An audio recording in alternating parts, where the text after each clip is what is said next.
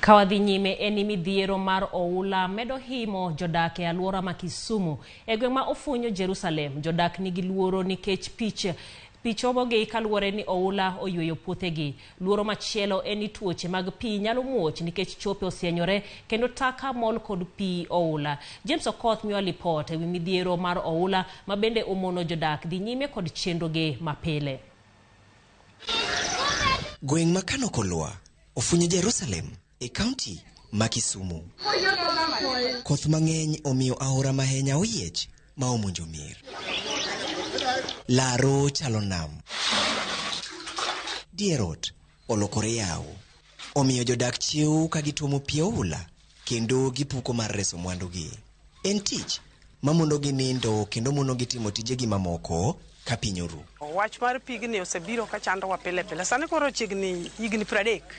Higa ka higa sasa ma koth chwe to manya baro to pi donjo. Iwache ni ati nitiere daora kaka ma ikologa kuoyo. Koro bugni dong. Bugni madongo kosedong to koro pi kosedonje bugni go to overlap to koro bire mieche. Pi Oula onyoro jodak. Mwandugi omudho pi. Kar bet onge. Kar nindo ng'ich. Kendo bende osim. Owito na sende. Giga be odhi e pi nyaka barangedega. Sugurieche ga bodhi, kombe na bodhi. Puothe na bolutore pite. Udi moko oleng'ore, ka moko pi otucho kendo njao kod pi Oula. Gike okethore iye ka, sani onge kaka otedi gimoro amora oumore. Koro kwayonwa maduong' ne oyude ot manyien. Kech odni bedo osebam, osekethore, mutuch. Kony madwaro ger na uru ot. Gima jodak ochung' e pi.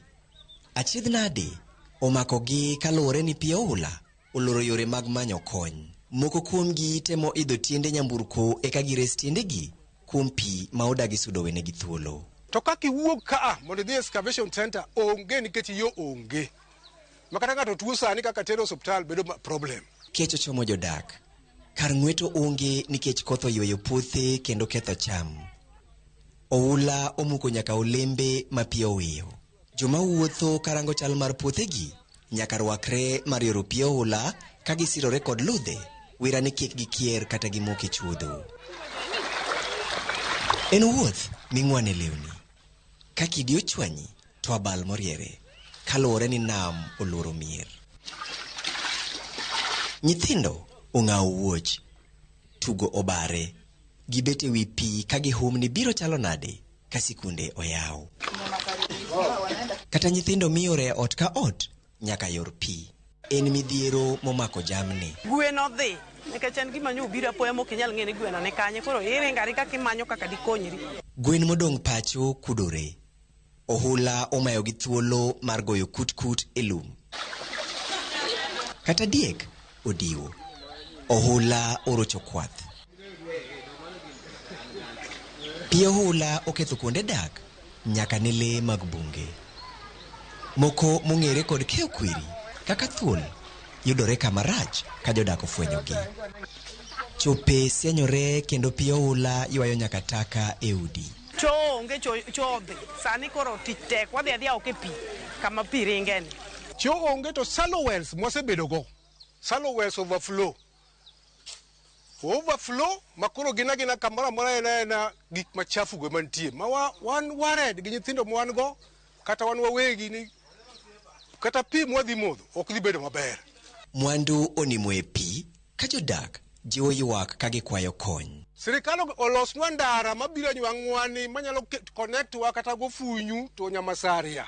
Makata ng'ato tuo nyalo tero hospital yo mayot. Koro gima duong' mwagombo ni mondo konywa go okunywa aora kuma pigni wuoke kabiro ku.